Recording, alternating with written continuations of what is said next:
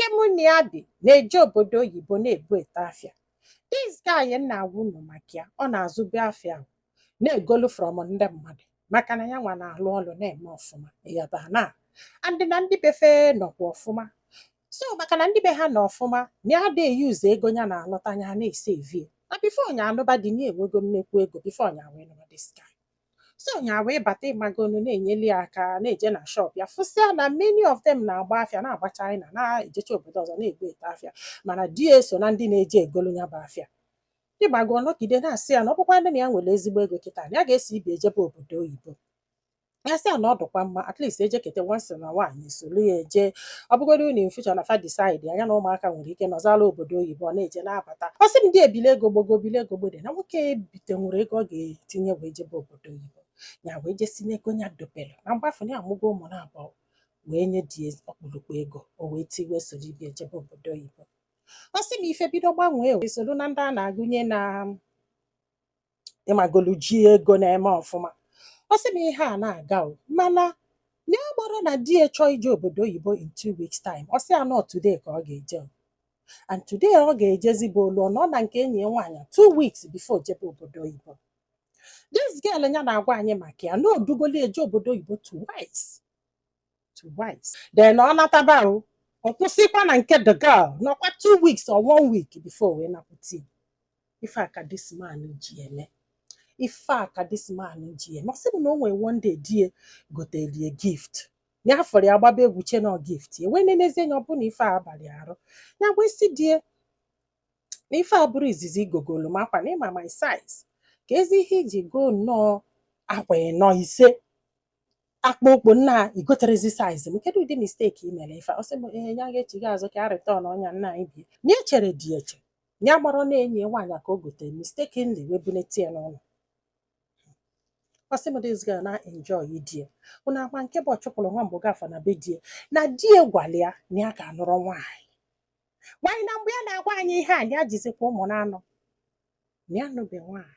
This guy na-eme ihe a na ya mụrụ nwere ka asị wee malụ kama na ya mana kwesị na wow ya na-agwọ ụmụ ihe nwere isi na ọdụ ịmago onu mana ya mụrụ at all until one day di ya wee jesi afịa wee bata wee kwụsịkwa ka o si akwụsị na nke enyi ya nwaanyị.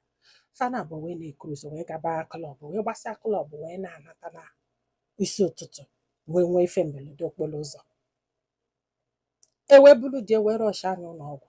O wee bulu na de kedafia di moto bụ ya bụ die ka o hitin wee metụta ya na spinal hair mana nwaanyị obi emelụrụ arụrị nne akwa ịghọta ọdụ nnọọ ka ife na-aga na mmadụ bịa kụọ draiva nọ ihe a na-ewebu ha jee ụlọ ọgwụ elu die nọlụ na koma ọ na-amazi ife melụnụ. Wee jụọ sị kedu nwunye the girl sị na ọnya bụ nwunye and honesty like n'ife niile ọ na-emeli ya ma gbogo ma golie akwa ma anything o nwere ka the girl si wee ma the girl sị na ọnya nwa bụ nwunye ya. Ọ sị mma mazi nke ka njọ na di gị na-akwụgharị ifule onye ọbụla bụ friend ya ọ bụrụ na o soro ya akwụgharị ma na ọ na-ezori ya nkwụgharị. Ọ sị na etu ka a si wee nọrọ enyi di ekpe ọnya two best friend ya kpọ ọnya sị kedu ebe ọ nọ ya sị na ya nọ n'ụlọ. Fana bụ wee jelu wee bịa ya wee sị ha kedu ihe ọ ịmagolo iru ha ji wee bata ha sị na di enwekwe nọ ife mberede okporo ụzọ ya wee sị ha di ekwe mba nọ na di ya abatabekwe o ka ihe unu niile gbasị ya na o nwezi ka o si wee dụọ wee bata ya sị maka ka di ya esi bata na-agwaghị ya mbara na ọ na-abụ di ya ga-abata ọgbụ ya ka o si abatazi unu adọkwasha nọ die ọ sị yes nọ die in fact na motie kolo beyond repair na ife a na-ekwu bụ ka agwụ ya na ha bụkwenu dị moto na ka ebu etie ka adọba ifu moto ya sị ya na ya chọrọ ifu die gbasị anya hapụgodu maka die for now na ọ nọ na intensive care everything have been taken care of nọ ka ebu ete dị moto ka ọ bịa saịn akwụkwọ ka o mee nna ka onye ọsị m na ihe gbasasịrị anya ya na ihe gbasasịrị anya na ya mara ebe ya ga-ebido ya sị na adụshọ ihu unu na-ekwu ebijere m na the hospital ha sị ya mba na ọdụrọ that bad na ị ga-akịta afọ ya not just ka etriti enye na ya mara na di ya ka pịa na ihe ha na-eme ihe a bụ na uche ha bụ na di ya ga-apụta out of coma within 2-3 days.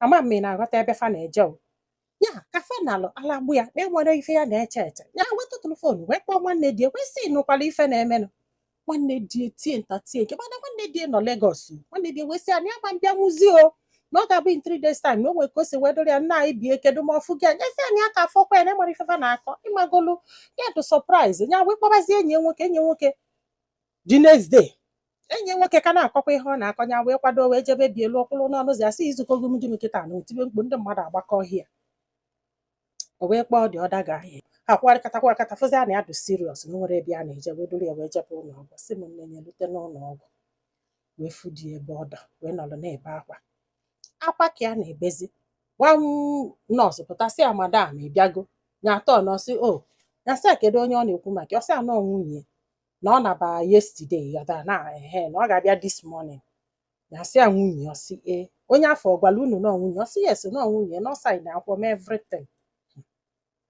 ya wee nọrọ wee chebe nwaanyị nwansị na ọ ga-abịa nwaanyị a wee jere wee bata wee nyasị a kedu onye ọ bụ sị na nwunye this guy nyasị ya una wedgo na agbara akwụkwọ o sị ka ihe omine nọgide nyasịra na ya bụrụ nwunye nwoke ka a ga-esi fabricate such thing ya chọrọ chaji erie babali ya mba ya wee sị anya biko ya na ọ na-akwa na-ese okwu na ọka amara ya ọta na wee jụbazi anya ife mee nọ sị na mmego onye akarịsabazi anya ụka like a stranger ọ sị na this guy na ọkwa di ya nwere ebe ọda akpụ ya eje na o nwere ego na ihe abụ life ya na nke ya agakwa na nke ewukwe kedu ife a ga-akọluchie nna anyị bịa this girl na-ebe bekerizie enye na akwa na ya nwa ada ebezide akwa bikos na ike gwụrụ ya ife a ka a nọ na-akari o nwanne ya nwaanyị wee gbalụ dugudugu wee bata wee sị na asị na aka afọrọ ya wee sị nwanne ya nwaanyị na-afụ gị mana nwanne ya nwaanyị na-akpụ ya na epikirizi kọlụ ife ejire pik kọlụ ka ọ bịa ka ọ fụkwuo nwunye fe nwanne ya nwaanyị wee bịa wee jee na bedi na-ebe akwa fana abụ nọrọ nọọsụ ori ebe gị akwa besie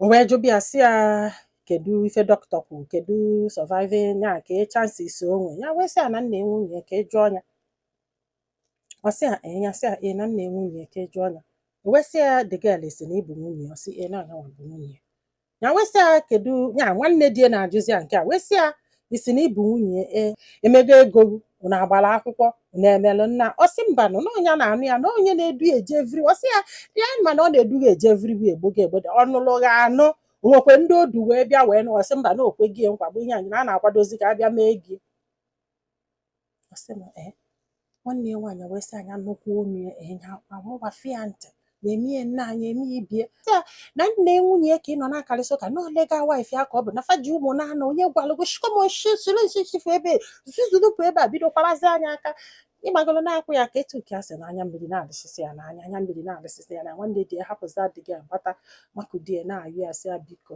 ya gbaghalụ na biko ya gbaghalụ nna anyị bie ọkọlụgbogo ọkọlụgbede na-ayọ sị m nne n'ike gwụrụ ya ahụ n'ike gwụrụ ya anya weta ọ wesị the girl go and take care of your husband onye anabagokwe the girl na-asịzi ya madam I'm sorry ya gwara ya na ọnụgo nwaanyị na o nwere ka asị wee mara o promise gị na-akwado ka ya bịa mee gị ịghọta na ọ na-akpụ ya nwunye ndị friends ya na-akpụ ya nwunye everybody na-akpụ ya nwunye ịghọtago that's why ya ji wee sị na ya bụ nwunye na o nwere ka asị nwaanyị dị ya sị ya nne egotego ya bụ afịa jee take care of your husband ya na ọsị m nne wokete na ya mara ife a ga-eme ọsị bụ na ife ọ nọrọ na ko ma bụ 3 weeks ka di ya nọ na ko before then na ya akwadosigo onwe ya welu ihe ndị ya chọrọ iwere bụrụ ụmụ ya na be nne ya di ebe bịakasị na ko ma wee pụta wee jụba esi ya wee sị ya kedu onye isi bụ nwunye gị ọ na-akpụ ya n'epik dị nọọ nwanne nwaanyị nọkọtazi wee sị ya ọkwa enyi gị nwaanyị gị na ya na-agbado wee mee asidentị ka ị na-ekwu maka ya maka na nwaanyị nke afọ anyị nsogbu wee je wee nụ ọkwa ịmara nke afọ ya n'olugo be nne ya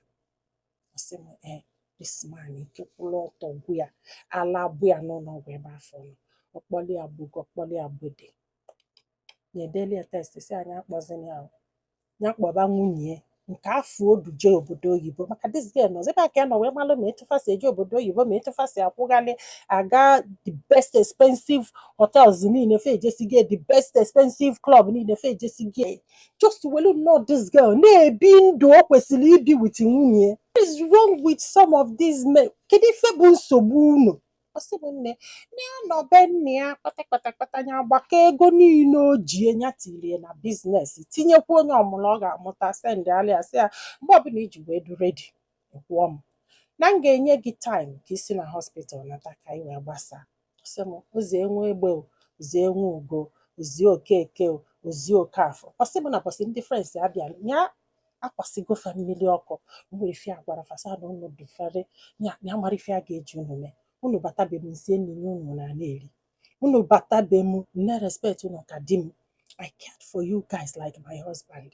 Adị m agbaghị unu, kwadị m enye unu respect. Nwere ife unu gwa m anara ege ntị. Amara m na unu bụ akwụnyela eze. Unu kwụnyelu di m wee na-akwụgharị. Unu wee bịa wee zobelu m fancha niile na-ayọ biko. Onye sị anyị anụsigo. Ọ sị bụ na eke na-akọla anyị ha na di nọ na wheelchair. No nwanne nwaanyị na-enete anya na-ejego chọọ ịmagolo ndị caregiver anụnwa na-akwụ ụgwọ abịa na-enete di ya. A na-agba nje na-ayọ ya biko. Ihe ama nkwe na ọ bụrụ na ọ nọsịrị asị na ọdụgo mmanya ewepụ okwu kọtụ gbasa anya. Na ya ma nje bugheribe nwoke enwere ike ijezi ije. Mana mgbe ọkwa ọkpa na-eje ije duru nwaanyị ọzọ na-eri ego ya na ya na-abụ. Ọ dazie n'ọya amalụ na ọ na-anụ nwaanyị. Abịa ịma na ife ụmụ nwoke ụfọdụ ndị na-epiogeri na-eme bụ mgbe fa kwụ ọkpa ịdụrọ mma iji wee li nri o, ịdụrọ mma iji wee mee enjoy, ịdụrọ mma iji mee travel, ịdụrọ mma iji wee zuo ike. Ịgba ife ịdị mma ya mgbe fa nwere nsogbu. Mgbe afọ ajụba kedu onye bụ nwunye ya. Mgbe afọ ka ị ga-agba na onwe family. Mana kwifu mgbe ọkwụ ọkpa jide ego do happy na-akwụghalị ịdụrọ good enough, which is very bad. Na ọ bụrụ dị ịgbaghalị abụ isi o, na ọ bụrụ na this man ka kwụ ọkpa na o nwere ihe fọ na this guy.